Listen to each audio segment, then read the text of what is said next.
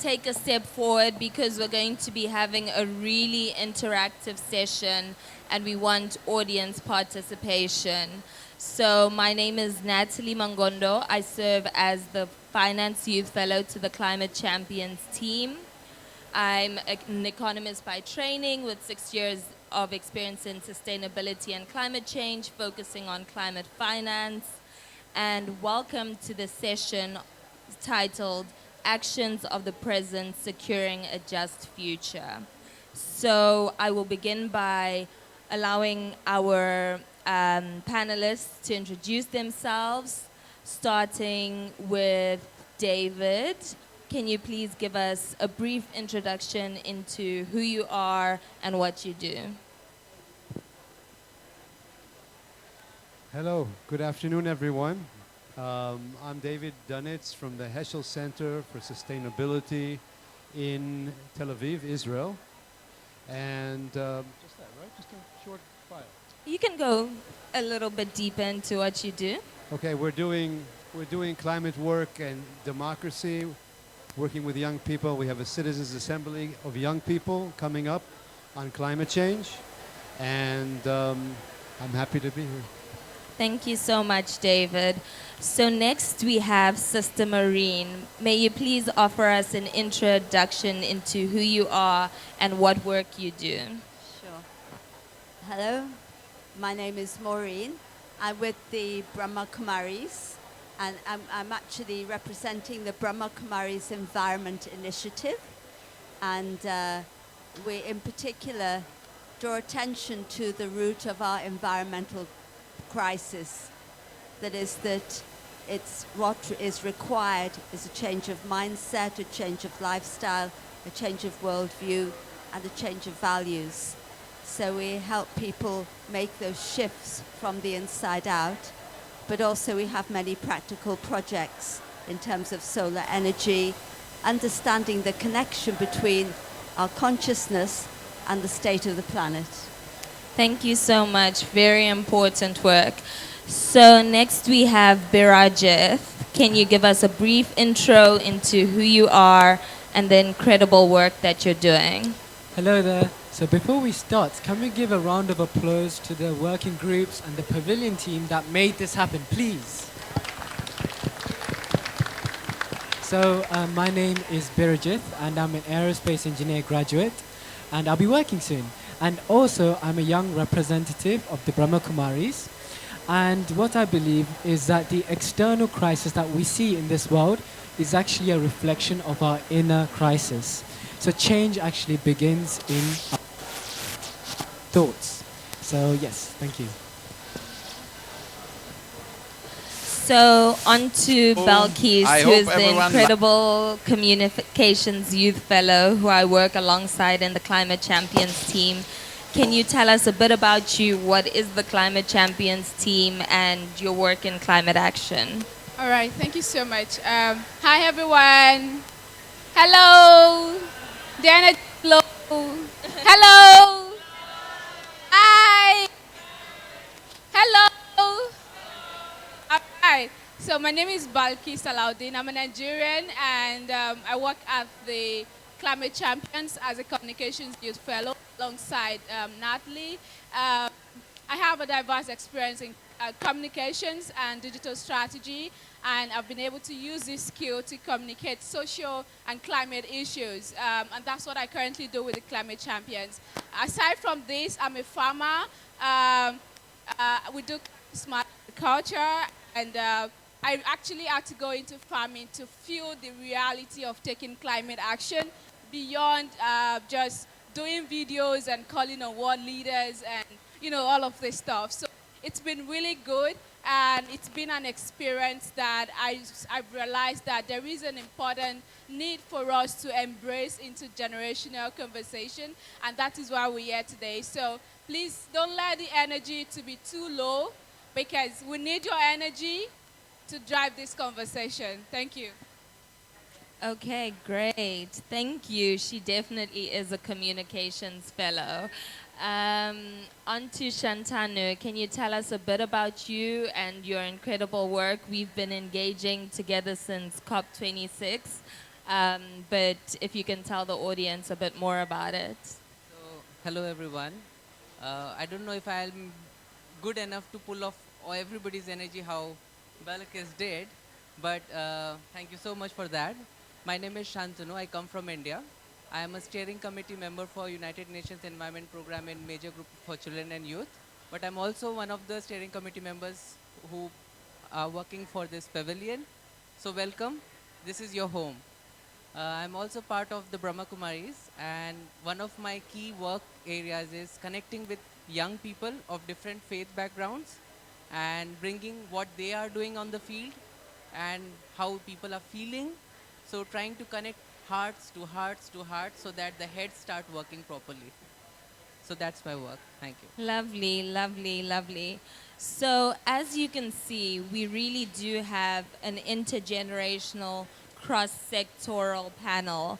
And I think that's what we want to cultivate is what Nigel Topping, who is the climate champion for COP26, really encourages. It's about radical collaboration, collaborating with people who are across sectors, across generations. And so I'm really grateful to each of our panelists for being here today to discuss that, how we can foster that, how we can move away from our silos to adopt a holistic approach that's necessary to drive climate action. So I will mix it up and start with you, Balkis. What is your vision for a just future? Okay, I think my vision for a just future would be where we can all come together and reflect on all of this activism that we have all been doing and now seeing the action that we really want to see. I've realized that often we gather. I remember how I literally called COP27. I was hoping it's not going to be a ceremonial gathering, right, where people just come, take pictures, make promises over microphones, and go back to their countries. And, you know, it's also not so easy for you to access some of the world leaders when you're back in your country like you access them here. You can just walk by your president and you're like, oh, hi, I'm Baki, you know, all of those things. But trust me, it's not going to happen in your country, right? So I'm hoping to see a future where all of the promises they are making over the microphone is coming to reality, genuine reality now, because we've seen world leaders attend COPs and other climate conferences, and they still go back to funding fossil fuel, right?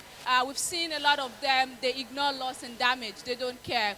We've seen a lot of them, they see the alert of climate change in their countries, but they ignore it and they just face other things that are not going to be relevant for people and the environment. So I'm hoping to see a future where you and I would gather here at maybe one of these COPs and say, with all of the COPs we've had, we're now here talking about, oh, Germany has done this, oh, China has done this, oh, Ukraine has done this, oh, Russia has done this, South Africa. You know, everybody is now taking real action. I am hoping to see real action.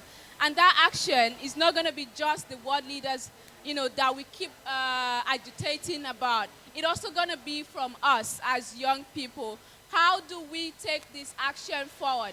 Beyond us granting interviews with international media, beyond us posting on social media, beyond us doing all of these things. How are we engaging these leaders in our country? How are we contributing to policies? How are we taking action on ground? So I'm really looking forward to a gathering, and I'm hoping that that gathering will happen at COP28, where we can say in the last 1 year, which is now till next year, this is what each country has been able to achieve, you know, when it comes to just transition. Yeah, thank you. Absolutely. And so I think you've touched a bit on the role of young people. But David, for you, why is it so important to be working in climate action, and what is your vision for a just future?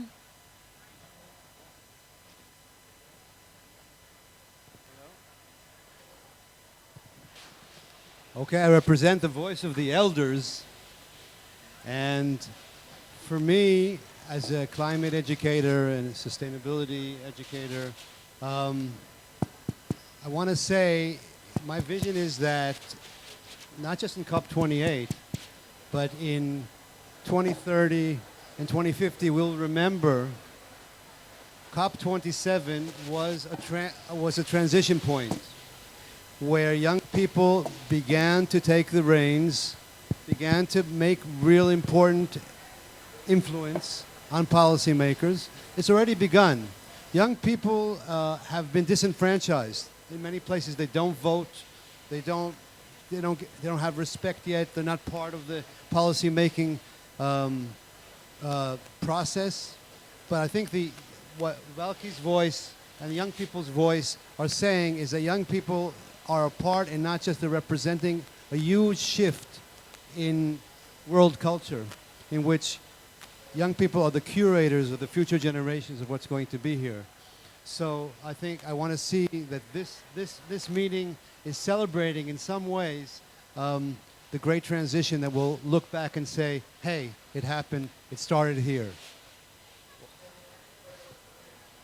Thank you so much. And yes, it's definitely going to start here. This is the beginning of a conversation that will continue. Shantanu, you work with young people day in, day out. What is your vision for a just transition? What is your vision for a just future? And what actions can young people take today to secure that future? My vision for just future actually quite resonates with both of you, what you said, and I would pick up from what Belakis was saying. A vision for just future for me is a world where everyone respects their words. It's a world of pure respect, respecting our words, what we say, we mean it. A world where there's respect for each other, a world where I respect my relationships, a world where I respect every individual, every life form, not just human beings. A world full of respect is my vision for a just world, my vision for a just future. But to begin that, I need to start respecting my present. I need to start accepting my present. Without accepting my present, I cannot respect it. So I have to accept that I am in a mess. And I am in a mess that somebody created, but it's okay. What can I do in this? So I have to respect my capacities. I have to respect my responsibilities. I have to respect the present. And with that, I get the energy to move ahead. And so I have to respect time. The time is essential, and it asks us to move ahead, not sit here, think, get frightened, but to think of the time that is losing out when I'm just sitting and thinking. So I have to respect time. So a vision for a just future for me is the one where I start with respect, respecting now, respecting everyone, and respecting the time. Thank you. Thank you. So, Sister Maureen, I hope I'm being respectful when I say you might not be young, but you are definitely youthful. And so, what is your vision for a just future? Hello? No, it's working. It's working now. Thank you. I appreciate your respect in that regard. When I think about... Can you hear me? Yeah. When I think about when I think about my vision of the future and the transition, I think about a world where every human being is treated equally and every human being has equal value. And for that, it really requires a huge change in the way we see ourselves, first of all. If I value myself and I respect myself, and as was being expressed, what is happening for me.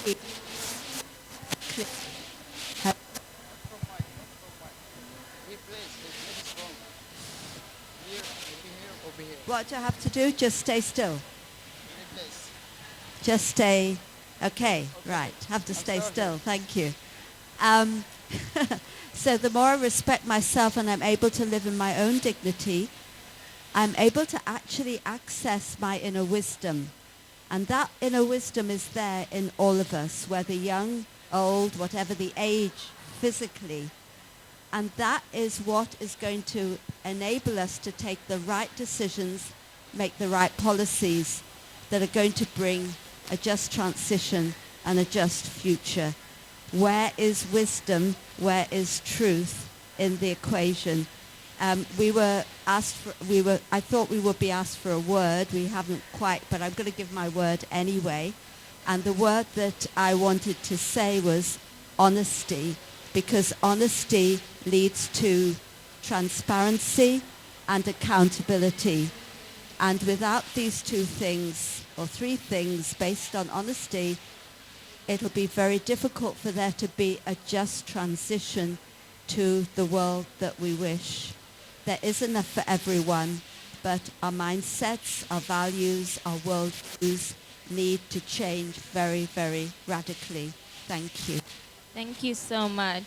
So, Bira, you know, young people have always been seen as the accountability mechanism in the climate movement.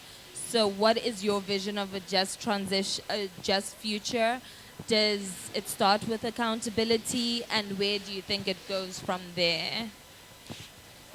My vision for a just future is seeing that everyone has enough resources, and I feel like us young, can you guys hear me clearly? Just with this, no? Can you hear me now? Hello, can you hear me now? If so, you can nod. Can you all hear me? A bit up and down? Okay, let's give it a few seconds. Can you hear me now? Yes. So my vision for just future is seeing everyone have enough resources. And I feel like it all starts from us young people. We have to bring the motivation. And it kind of reminds me of this experiment. Have you all heard of the boiling frog experiment? So it's where a frog is placed in a cold water in a pan, and the water is heated up to a boiling point. So the frog adjusts to the water, and at the end, it does not have enough energy to jump out. So when it reaches the boiling point, it doesn't have enough energy to jump out, so it ends up dying. So I see that's what's going on in the world right now. People are not realizing what is going on. There is not awareness, and there is no change in their habits. So 2 points I would really want to emphasize on is awareness and habits. Awareness not just of what's going on in the world, but what is going on in our inner world. When there is a shift in our inner world, then there will be shift in our habits. And when there is shift in our habits, then there will be change in the world. Not just the word change, but I say immediate change. Thank you so much. And so now we'd like to hear from the audience. If you can each give us, if anyone is interested to give us one word on what a just future looks like to them, please raise your hand. What does a just future look like to you? Anyone?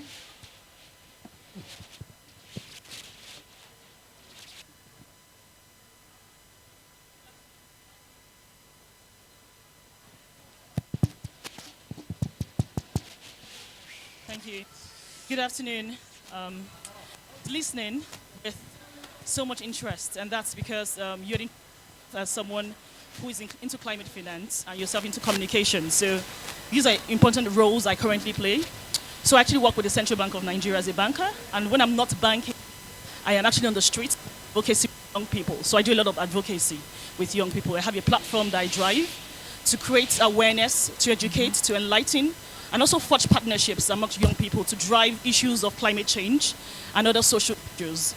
Now, when you a just future for me as a lawyer, speaking from a legal perspective, what comes to mind first is having implementable strategies, policies, and legislations. So we have beautiful policies, we have strategies, we have implementations, but how do we implement them? How do we make them work? How do we drive them to make them effective? So I'll give an example. After COP26 last year, the Nigerian government passed into law the Nigeria Climate Change Act. So currently we have an NCCA, an act that speaks to reducing emissions, speaks to greenhouse emissions, and of course, achieving the 1.5 degrees ambition. Now, I mean, having that in place is one thing, and having implementation on a different level is a different, whole new ball game. So what we're currently doing, for example, in Central Bank, is actually reviewing banking principles to get on board what is obtainable currently, which is the Climate Change Act. So we're currently reviewing the sustainability banking principles to see how these things can be brought into these principles and make them implementable for everyone, and of course with penalties as well. So that's another implementation strategy we have to put in place. So having these things on one breath, but implementing is also a major issue as well. So that's my own idea of a just future, having these things implementable. Thank you. Thank you so much to my colleague from Nigeria.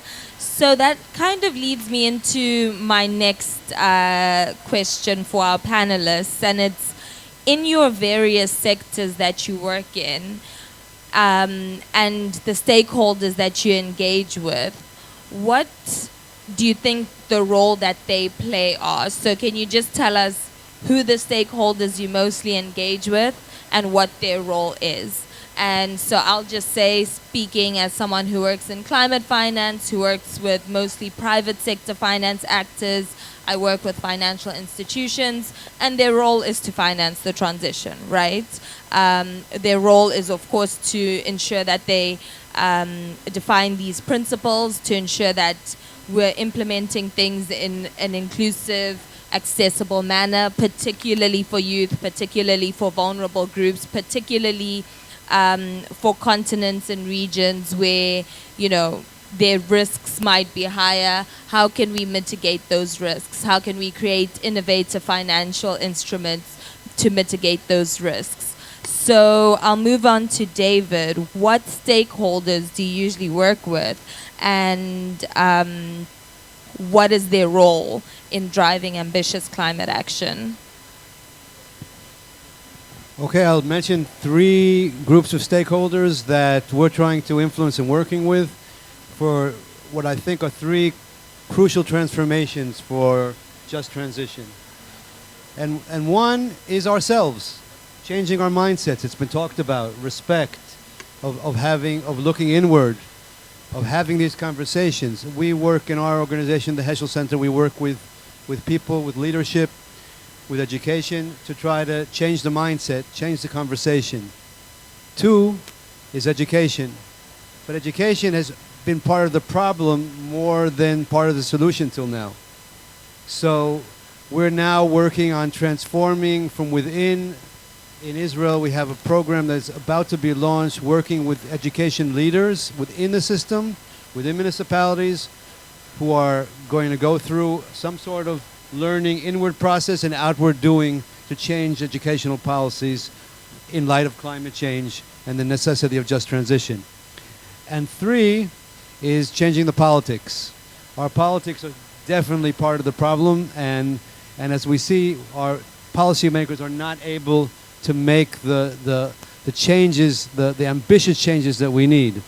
So one of the things that we're working on, that I'm working on, is citizens' assemblies and deliberative democracy, giving peoples a voice, giving people a chance to be part of the policy process. And citizens' assemblies are being used for climate change all over the world. And one of our projects now being launched in Israel is a project for youth and young people, a citizens' assembly for youth to bring how they see the necessities of change and policy changes and things that will make their life in the future a good life. So those are the 3 spheres of work that we're doing, that I'm doing. Yeah, so Birum, as a current student, do you agree with David's statement that education is part of the problem?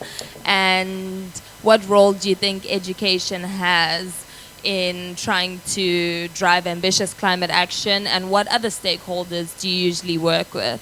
I totally agree with what Mark said. I feel like education, you did say it's a problem, but I can also say that it is a weapon that we can use. Being educated, having the awareness of what's going on kind of wakes us up, and I feel like that is what is sort of lacking as well. I know so many people that are not aware, they don't know about what is going on with the climate. So, and it's partly because they're not educated. So maybe we can have, some sort of course in their language in which they can learn about climate change. And maybe from that, they will learn, they will start changing their actions. And in terms of, one thing I wanted to mention was a campaign that I'm part of, and it's a local campaign. It's called the Bike Southall campaign. And what we promote is biking, transporting to work, school, university through bikes. And it's for elderly and young people as well. And it's been so really successful. It's government funded. So everyone gets a brand new bike, a lock and a helmet. And everyone sort of go on bike rides together. So that's a kind of success story to me. It kind of gathers the community together, and it promotes a clean, kind of efficient transport. So, yeah. Yeah. So I'm actually surprised that David did not mention the media. Our communications fellow, Balkis, what role does the media have in driving ambitious climate action? That's because I'm not as good as it as you are. Okay, so I like it when my responses are very engaging. Everyone in this room, we all have a mobile phone. Yes, no? No. Okay, just few people has a mobile phone. Okay, that's fine. No. All right, so I think let me start from my work as a communications youth fellow with the champions. When I came on board, we have a very strong and brilliant team of communicators, right, who are into communications and media. And as a youth, as a young person, I realized that I might be kind of lazy or busy to go through a 10, 20, 40 pages of reports, So how can I simplify this content for my fellow young people, right? And so the first thing I did was I put myself in the position of a young person.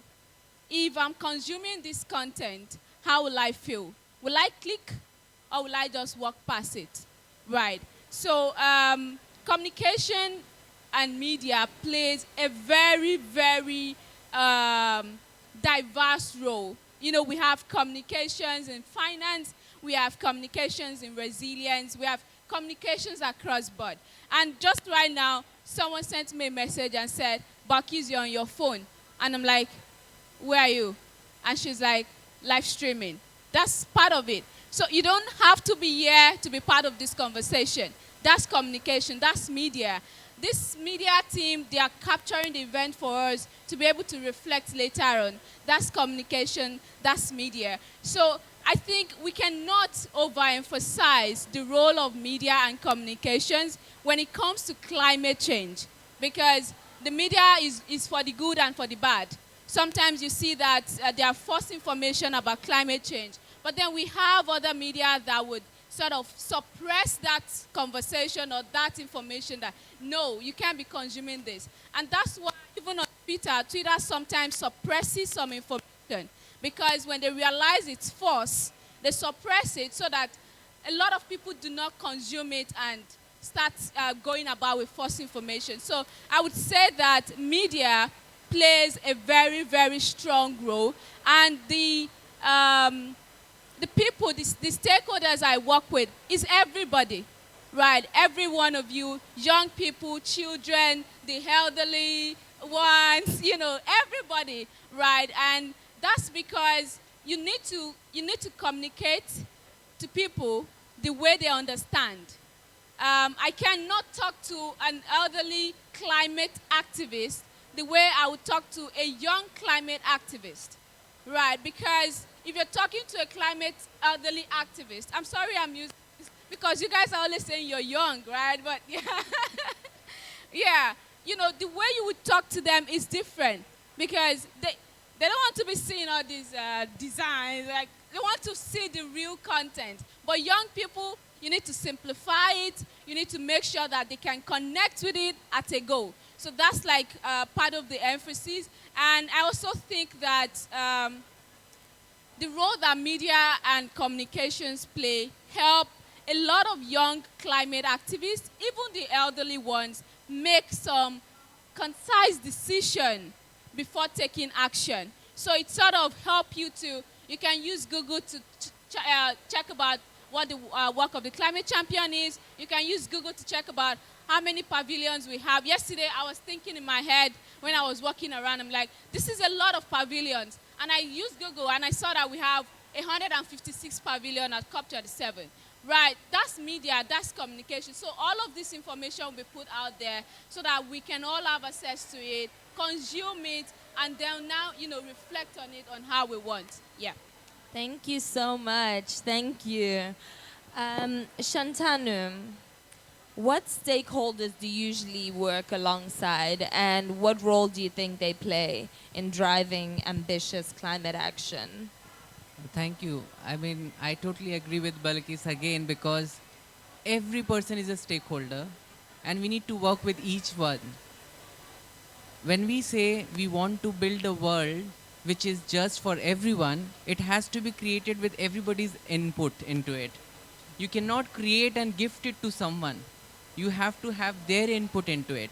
And that's why I try to work with a stakeholder which is willing to shape their own world. And that irrespective is of their age. It could be a child, it could be a young person, it could be a ancient wisdom who would like to shape the world together. But if I have to put them into some box, then it would be, we are working specifically in India. My work is specifically with the rural communities where we try to build in the resilience of the rural community farmers, the women.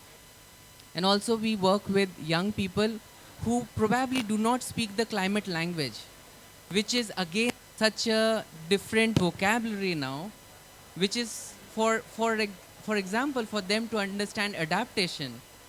For us, it is easy now because we have become groomed by this COP culture. But for them, adaptation, they're like, what is that? So to simplify, as you were saying, to simplify the issues, to simplify the actions, to simplify their responsibility is one of my key areas of work. And to simplify it, I have to first understand their need. So my key area of work is to understand the need of the people that I'm working with. Because unless and until I understand you need first aid or you need an IV or an operation, I can't give it to you. So understanding that first need is very important. And I think that is what is very important for everybody's of work here, that we need to understand what is the need out there and then catering to that. Yes, absolutely. So, Sister Maureen, what communities do you serve? What are their needs?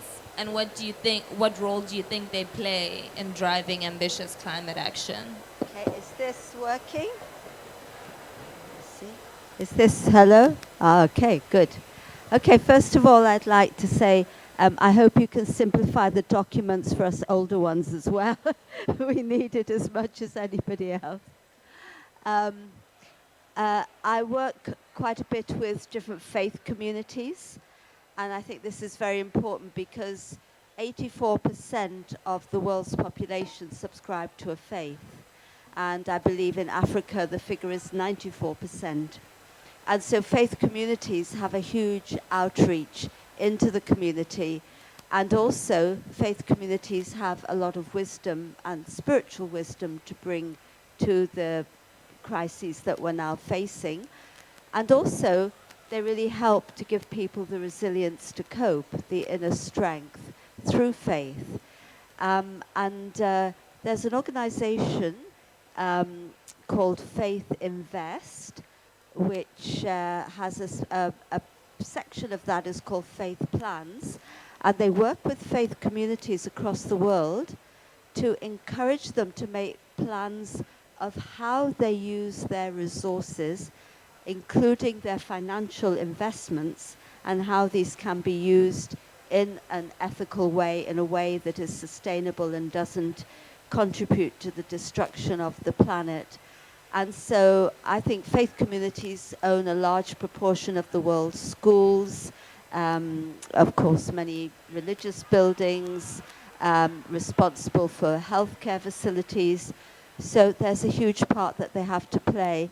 And I have to say that in the climate change conferences, this is not given nearly enough importance. There is no constituency for religion as such. And this is an important voice to bring to the table. I'd just like to comment in terms of media. It's so interesting. It's really only since COP26 that the COP conferences really got any kind of profile in the British media. And of course now COP27 is getting a lot of coverage. But it really looks as if it takes, in terms of mainstream media, nearing a crisis for people to wake up. And so my hope is that people will find the resilience to face the things that we will have to face going forward, but also have the courage to speak up.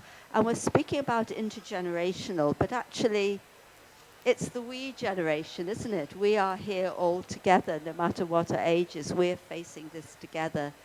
And so it is something that we really, really have to do together and find the inner strength and the faith and the courage to do exactly what it is that we need to do and bring our voices to the table. Thank you. Wonderfully said. Absolutely beautiful. So, just on a last note, we all work in different spaces. I wanted to find out from you, each of you, how do you think we can move beyond these silos to adopt a holistic approach, the holistic approach that is necessary to ensure that we secure our futures and future generations' futures? If you can just give me a 30-second reflection on how we can do so. I'll begin. Who have I not started with? Shantanu.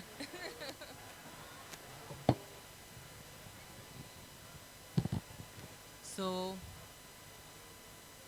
how do we come out from our silos and start working together? Is to, instead of saying intergenerational, we say we generational. We are all in this together.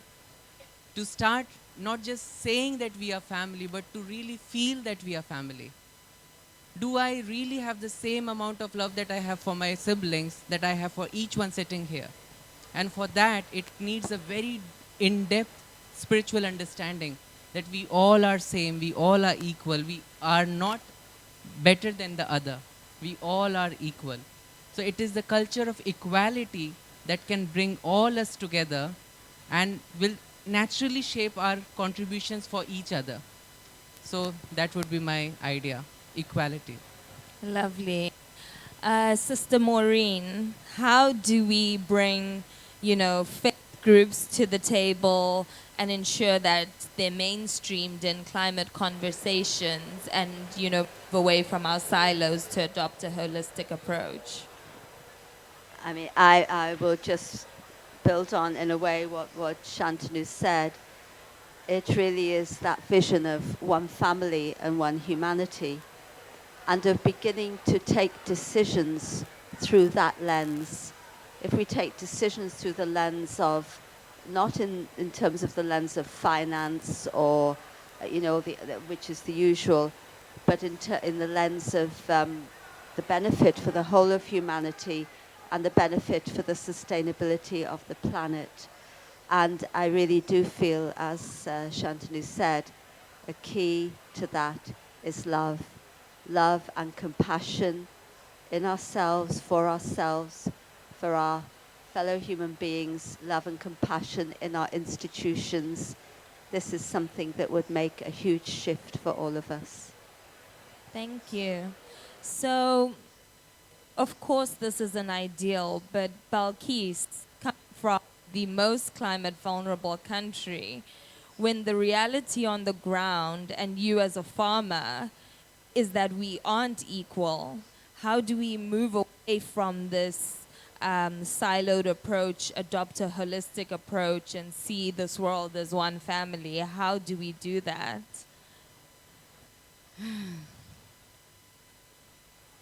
That's actually a very emotional question for me, because we transitioned into climate smart farming late last year, this year, and we've seen like the tremendous, growth and all of that. But recently, Nigeria was hit with flood, and each time we go to bed, I literally sleep with one eye closed and the other eye praying to God, please. I don't want to wake up to my farm has been flooded, right? There is this fearfulness that everyone who is vulnerable to climate change is, some people might not be vulnerable, right? But when you have a direct connection, when you have a direct work that is linked to it, you get scared every time, like, oh my God, I hope I'm not going to be next, right? And that is why it is very important to have a support system that would come when you need it. For example, my farm has not been affected by flood, and hopefully it's not going to be, and all of that. But there is a particular tweet I saw of a guy, he's into chicken and stuff, and he complained that all of his birds are dying because they could not get treatment and feed to them because of the flood. That's a lot of loss. I mean, investors don't want to listen that what is climate change? They don't care, right? So there is need for, as she mentioned, there are a lot of policies. Countries keep coming up with policies, bills, and laws, but the implementation part is still lagging behind. So there is need for us to genuinely care about climate action.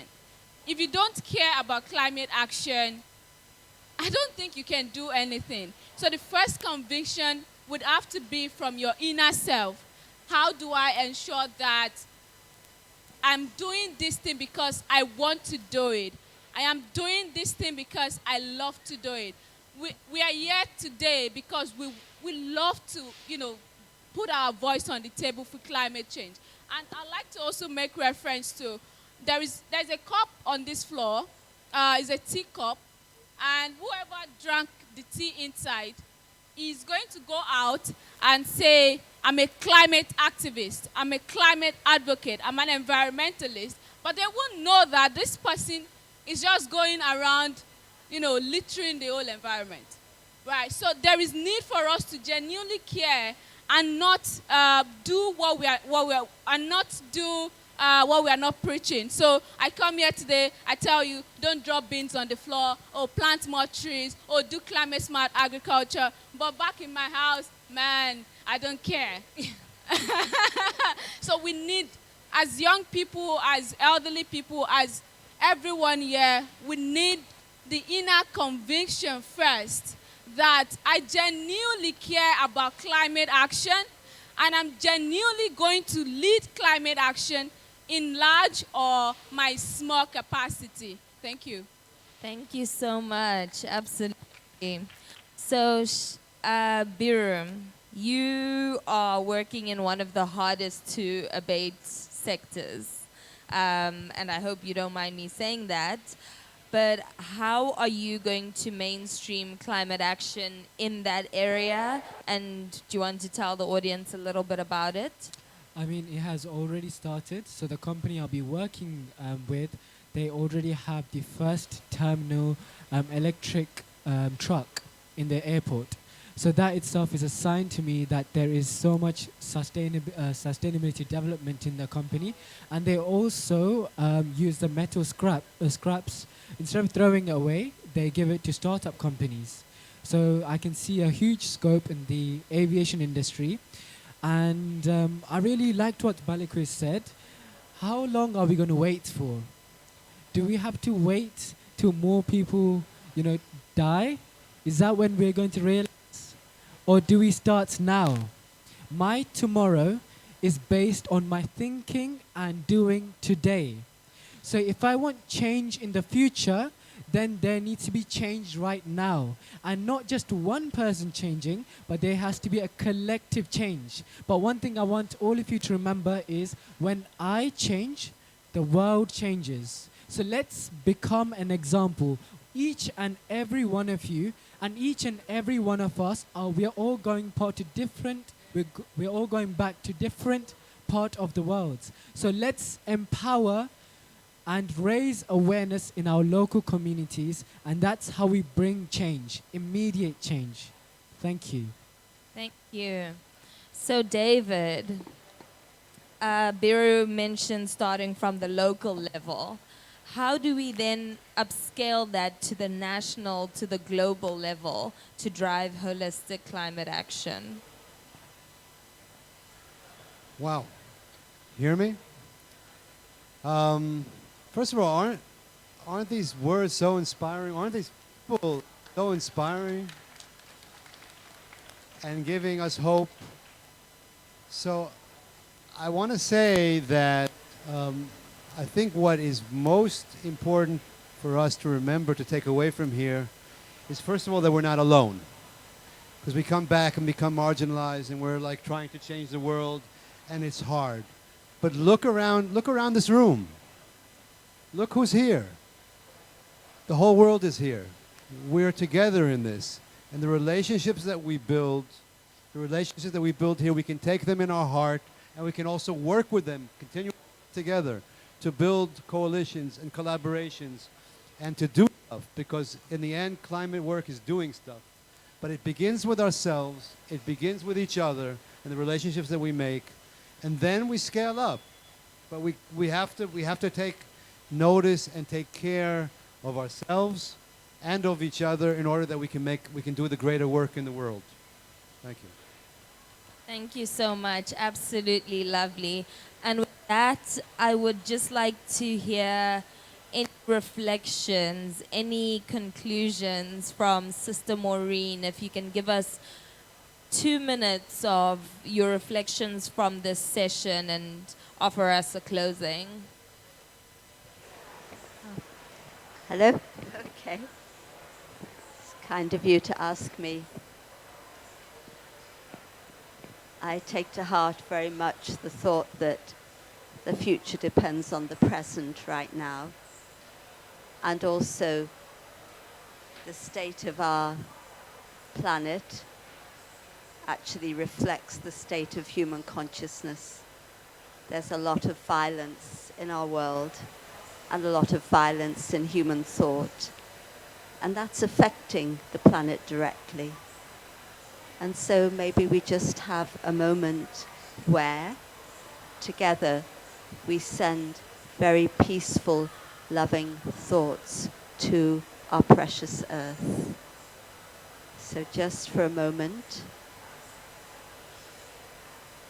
become peaceful inside, in the midst of the noise. I have an oasis of peace within me that is integral to my being. And in that state of peace, I choose consciously to send thoughts and vibrations of peace to the earth, to calm nature, to support nature, to give back just a little of all that I've taken.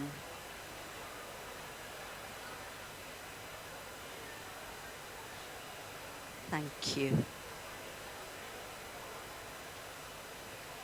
Thank you so much, Sister Maureen. Let's keep on giving back what we've taken from our planet. Let's keep reinvesting in each other, in ourselves, and in the rest of our planet. Thank you so much for coming to our session, for being so engaged and participating. And I wish you a beautiful and, a really actionable and implementation. And yeah, I think that concludes the session. Thank you.